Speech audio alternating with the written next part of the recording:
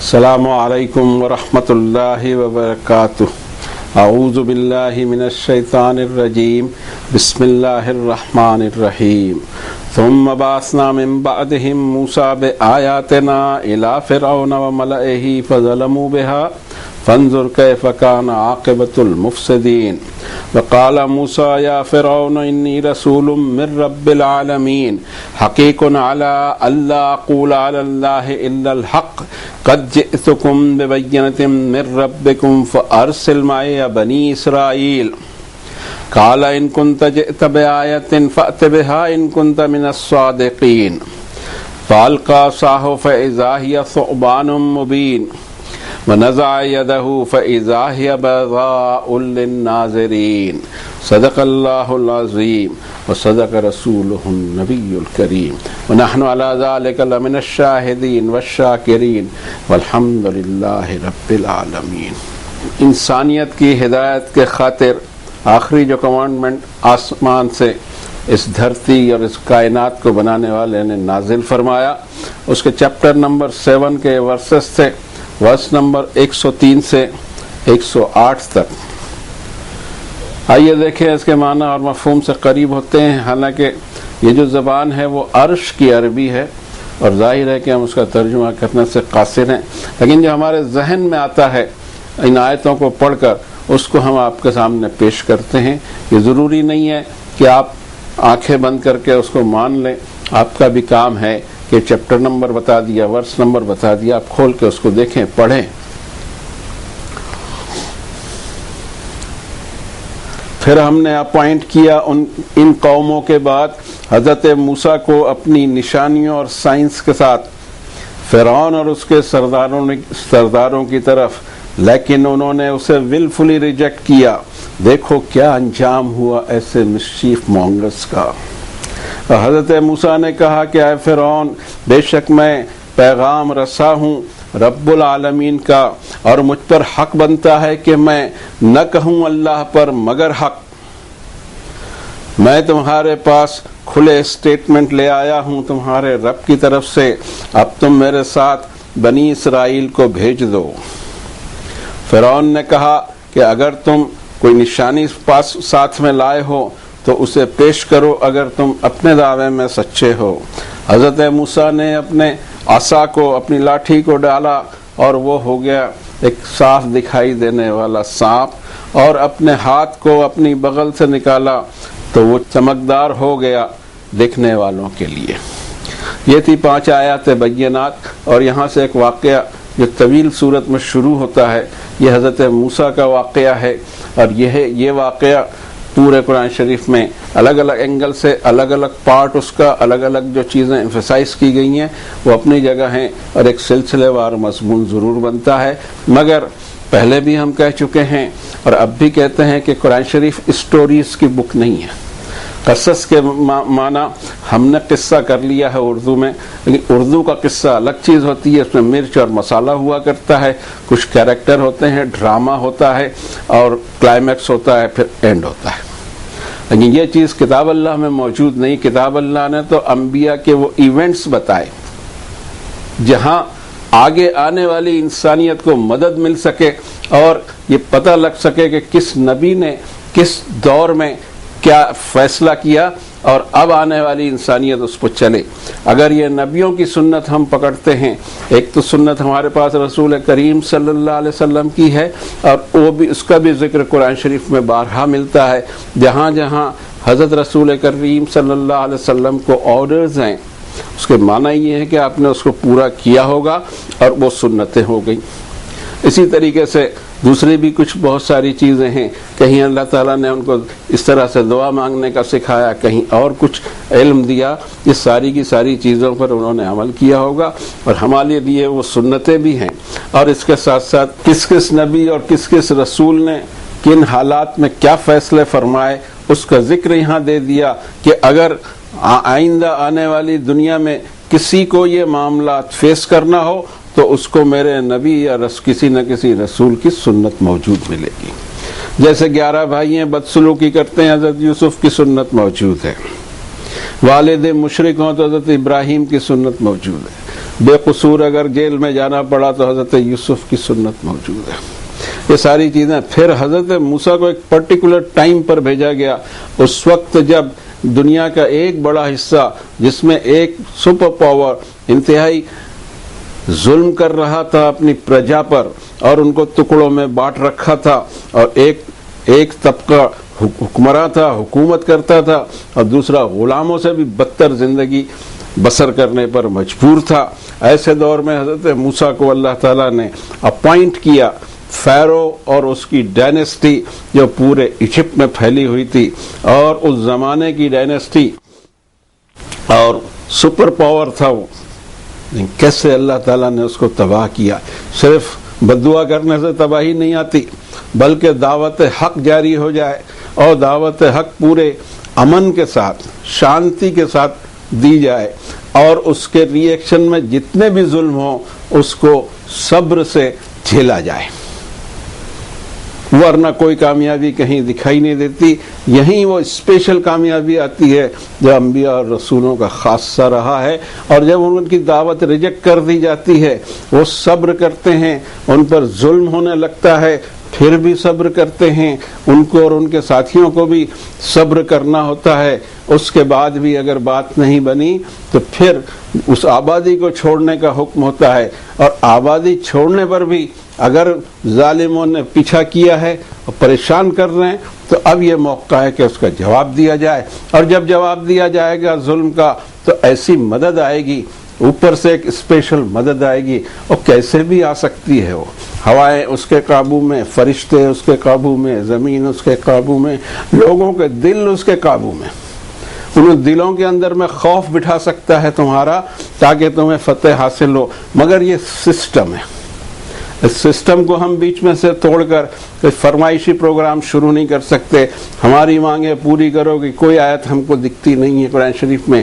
مانگیں، لوگوں کی مانگ سے پہلے اس کے حق ادا کر دو، چاہے تمہارے حق ملے نہ ملے، تمہارے حق میں تم کو دوں گا. تم آؤ تو صحیح میرے پاس، ایک ایک چھوٹا موٹا ہر قسم کا حق تمہیں دلا کر رہوں گا، اس لیے کہ میں انصاف کا بادشاہ ہوں اور یہ عدالت لگی ہوئی ہے میری. اس عدالت میں سارے گواہوں کی موجودگی کے بعد میں، سارے ایویڈنس کے بعد میں مجرم کے سامنے پیش کیا جائے گا کہ یہ جرم آپ نے کیا ہے اور اس کی سزا یہی ہے. اور سزائیں ہوں گی اس کانسٹیٹیوشن پہ جو ہر دور میں اللہ نے نازل کیا. دنیا کے لسٹ میں ہزاروں نبی آئے ہوں گے، رسول آئے ہوں گے، لیکن ہمارے بھی ایک المیہ ہے، ایک ٹریجڈی ہے ان انسانوں کی. وہ ٹریجڈی اس طرح کہ اللہ کے نبی اور رسول حالانکہ وہ ہیومن بینگ ہوا کرتے ہیں لیکن ان میں گاڈلی کوالٹیز لگا کر ایک دور ایسا آیا کہ کہانیاں ملاتے ملاتے ان کو خود کو گاڈ سمجھ لیا گیا، یا اسسٹنٹ گاڈ سمجھ لیا گیا، یا گاڈ کا بیٹا سمجھ لیا گیا. اس طرح سے نظریے بنے. اب یہ ہے کہ اللہ کے رسول، ان کے پیغامات اور اللہ کے نبی وہ تو ہاتھ سے جاتے رہے اور خداؤں کی لسٹ بڑھ گئی. نیومرس خدا ہو گئے، اس کو پوجو، اس کو سجدہ کرو، اس کی عبادت کرو، اس کی منتیں مانگو، اس کے نظر اور نیاز کرتے رہو. اور نبی چھوٹ گئے اور اس کی جگہ یہ ساری لسٹیں بن گئی. خدا ایک واحد القہار ہوا کرتا ہے، باقی سب اس کے بندے ہیں، چاہے وہ فرشتے ہوں، جنات ہوں، انسان ہوں، اینی تھنگ لائک دیٹ. اس کی بنائی ہوئی چیز ہے اور اللہ خالق ہیں، باقی چیز مخلوق ہے. اب یہاں وہ واقعہ بیان کیا جا رہا ہے اور اس کا ایک الگ ہی پہلو ہے. حضرت موسیٰ کے واقعات میں ان کے پیدائش والے سال میں کیا پوزیشن تھی اور فرعون کس طرح کا ظلم کیا کرتا تھا اس کمیونٹی پہ، جس کمیونٹی میں اللہ نے حضرت موسیٰ کو پیدا کیا، اور اس کے بعد وہ خود دور کیسا تھا، اس میں کس طرح اللہ تعالیٰ نے اسی ظالم بادشاہ کے محل میں ان کی پرورش فرمائی.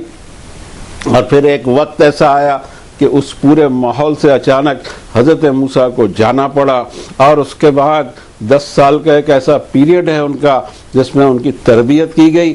پھر طور پر جب وہ ایک سفر میں تھے اپنے بال بچوں کے ساتھ، طور پہ روشنی دیکھی، آنست و نارا، اور پھر جب طور پہ پہنچے تو وہاں ان کو نبی اپوائنٹ کیا گیا، رسول اپوائنٹ کیا گیا، اور اللہ نے اپنے کلمات نازل کیے، اور پھر ان کو بھیجا گیا ساتھ میں حضرت ہارون ان کے بھائی کو بھی پھر دونوں بھائی گئے اور وہاں کیا ہوا، یہاں سے یہ بات شروع ہوتی ہے، یہاں پر جو بات آئی ہے، اور یہ بھی مختصر میں یہاں بتایا گیا، لیکن اس دعوت کے بعد میں ظلم و ستم کس طرح ہوئے، اس کو فیس کیسا کیا گیا، اور بعد میں اس کو کیسے ریجیکٹ کیا گیا، اس کا تذکرہ ہمیں یہاں ملتا ہے۔ اور یہ ایک طویل تذکرہ ہے جس میں سارے پہلو ہیں، اور ایسے پہلو ہیں کہ ایک قوم کو جو مظلوم ہو، ستائی جا رہی ہو اور اس پر ظلم ہو رہا ہو، تو اس نے اللہ کی مدد کیسے حاصل کرنا ہے، اور دشمن پر بغیر کسی طاقت کے وجے کیسی پانی ہے، اس کا پورا سسٹم ہے یہاں، اور اس میں کوئی چینج نہیں آئے گا، اس لیے کہ اللہ کے فیصلوں پر اس کے سسٹم میں کوئی چینج کوئی کر ہی نہیں سکتا۔ وَلَن تَجِدَ لِسُنَّتِ اللَّهِ تَبْدِيلًا وَلَن تَجِدَ لِسُنَّتِ اللَّهِ تَحْوِيلًا۔ نو ڈیویشن، نو چینج۔ جو سورج بنایا سو بنایا، جب سے بنایا اسی رفتار سے چلے گا، ویسے ہی چلے گا، نو چینج آپ نہیں کر سکتے۔ آپ کو اس دائرے میں رہنا ہے، وقت پر رات بھی آئے گی، وقت پر صبح بھی ہوگی، اور اس میں اپنے کام کو آپ کو بنانے کا سلیقہ آنا چاہیے، اس کو ایمان کی محنت کہہ سکتے ہیں۔ تو پھر کچھ نبیوں کا ذکر کیا، حضرت شعیب ہیں، حضرت لوط ہے، اور ان کا تذکرہ بھی چند آیتوں میں کہ انہوں نے دعوت کس طرح دی، اور کسی اجر کے طلبگار نہیں ہوئے، ان کی کوئی فرمائش نہیں تھی، ان کی کوئی مانگ بھی نہیں تھی۔ اور حضرت موسیٰ علیہ السلام اتنے ظالم اور جابر دور میں پیدا کیے گئے، اس کے بعد بھی انہوں نے حقوق نہیں مانگے۔ یہ بہت بڑی چیز ہے جس کی طرف دھیان نہیں جاتا۔ کسی نبی نے کوئی اجر اور کوئی حق مانگا ہی نہیں، یہ تو سب وہاں سے لینے کی چیزیں ہیں۔ ان اجریہ الا علی اللہ، میری پورا کا پورا اجر میرے رب کے پاس ریزرو ہے۔ تو ان قوموں کے بعد اللہ تعالیٰ نے حضرت موسیٰ کو اپائنٹ کیا، ثم بعثنا من بعدہم موسیٰ بآیاتنا الی فرعون وملئہ فظلموا بہا۔ پھر ہم نے اپائنٹ کیا حضرت موسیٰ کو ہماری کھلی نشانیوں کے ساتھ، کھلے ایویڈنس کے ساتھ، کھلے سائنس SIGNS، کھلی نشانیوں کے ساتھ فرعون اور اس کے چیفز کی طرف، لیکن انہوں نے ولفلی اس کا انکار کیا، ظلموا بہا، اور ظلم کی روش اختیار کی اور اس کو مانا نہیں۔ فانظر کیف کان عاقبۃ المفسدین، نظر اٹھا کے دیکھو کہ ان کا انجام کیا ہوا، اس طرح کے فسادی اور مسچیف مونگر سوسائٹی کا حال کیا ہوتا ہے۔ رب تعالیٰ نے اس کو تفصیل سے بیان کیا، لیکن اس میں جو مدارج ہیں، جو اسٹیجز ہیں، وہ آ کے ہی رہیں گے اور اس کو ایسے ہی پورا کرنا ہوگا۔ رسول اللہ صلی اللہ علیہ وسلم کی مبارک زندگی میں ہم دیکھتے ہیں کہ ایسا ماحول مکے میں نہیں تھا، ایک کا راج نہیں تھا، کوئی قانون نہیں تھا، کوئی ٹرائبل راج تھا، اس میں جو ٹرائب جیسا کرنا چاہے کرتا رہے، جس کی لاٹھی اس کی بھینس۔ وہ ماحول الگ تھا، لیکن یہ ماحول بالکل الگ ہے، اور ایک اسٹیبلشڈ گورنمنٹ ہے اور اسٹیبلشڈ سپر پاور ہے، لیکن وہ کون سے ظلم کر رہا ہے یہ دیکھنا ضروری ہے۔ تب جا کے اللہ تعالیٰ ان ڈائنسٹیز کو، ان ہیبیٹیشنز کو، ان سبھیتاؤں کو ختم کرتے ہیں۔ دنیا میں نشان ان کے رہ جاتے ہیں، کھنڈر ان کے رہ جاتے ہیں، مونومنٹس بھی رہ جاتے ہیں، سب کچھ رہ جاتا ہے، اسٹیڈیم بھی رہ جاتے ہیں، یہ غائب ہو جاتے ہیں۔ کہاں ہیں یہ کوئی کھوجتا بھی نہیں۔ پوچھا جائے زمین کو کہ کیا نگل گئی تم اس کو، پوچھا جائے آسمان کو کیا کھا گئے تم اس کو، یہ پوری کی پوری ڈائنسٹی اور حکومت، اور یہ زبردست ان کے جلوہ ہوگا جن کے کھنڈرات اتنے مضبوط ہیں، 5-10 ہزار سال ہو گئے ہیں موجود ہیں، وہ یہ کہاں گئے؟ نام و نشان مٹا کے رکھ دیا۔ اس نے جو نام و نشان دیا کرتا ہے وہی مٹایا بھی کرتا ہے، بشرطے کہ اس کے قانون کی خلاف ورزی کی جائے۔ تو رب تعالیٰ کہتے ہیں کہ نظر اٹھا کے دیکھو انجام کیا ہوا۔ وہ انجام اس طرح ہوا کہ آج 3500 سال ہونے کو آ رہے ہیں، ایک سپر پاور کو اللہ نے فنا کیا۔ ایجپٹ ابھی بھی ہے، مصر نائل بہتی ہے اور مصر ابھی بھی ہے، اسوان ڈیم جہاں بنا ہوا ہے اور سویز کنال جہاں گزرتی ہے، افریقہ کے اس حصے کے اس کنٹری کا نام مصر ہے، ایجپٹ ہے، اور وہ ہزاروں سال سے موجود ہے اس دھرتی پر۔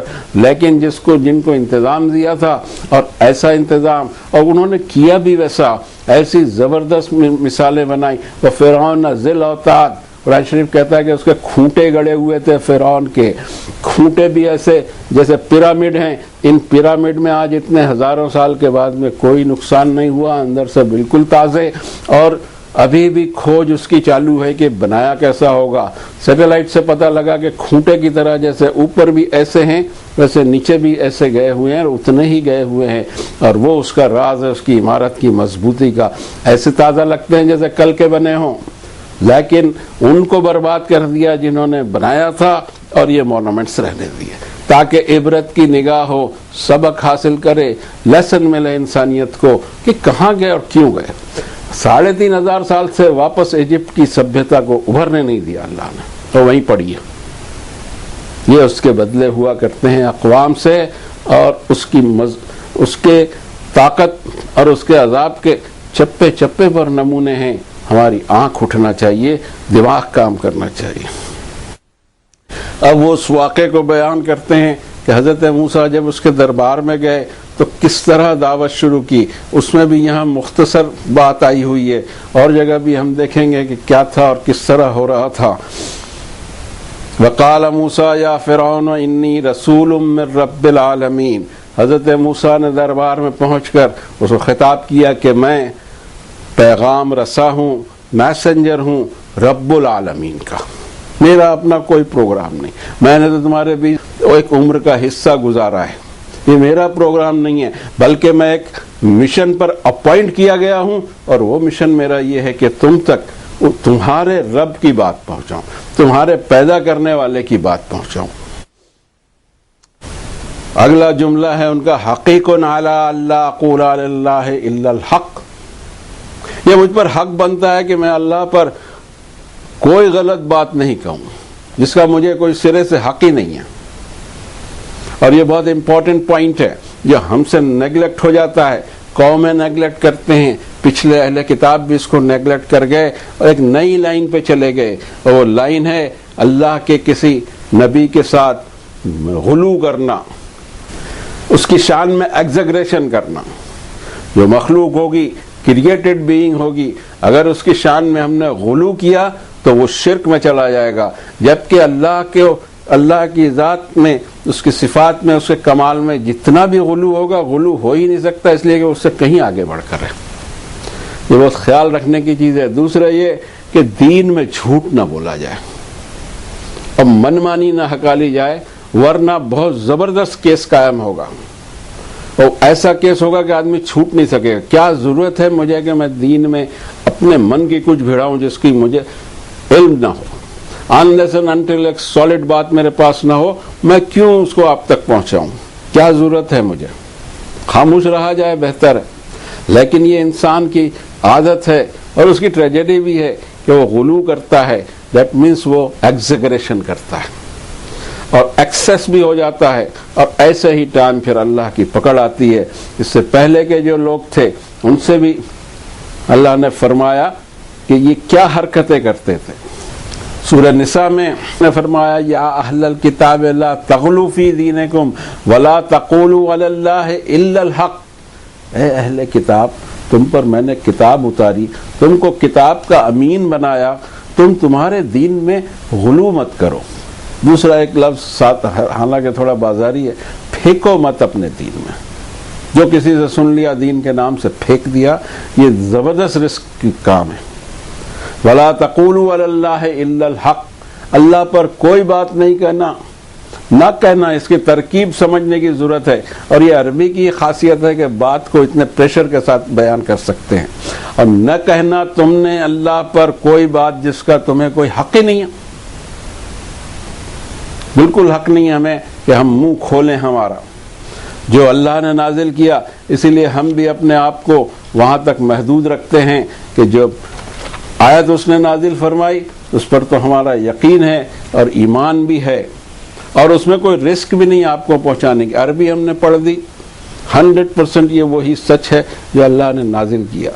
اب اس کا اگر ٹرانسلیشن کرنے ہے تو وہاں سے رسک شروع ہوتا ہے، اور اگر ہم نے جان بوجھ کے کوئی چیز کی تو اس کی سزا بھی پا کے رہے گی، یہ ہمیں معلوم ہے، معاف نہیں ہو سکتا۔ یہ گناہ چھوٹا نہیں ہے، کبیرہ گناہ ہے۔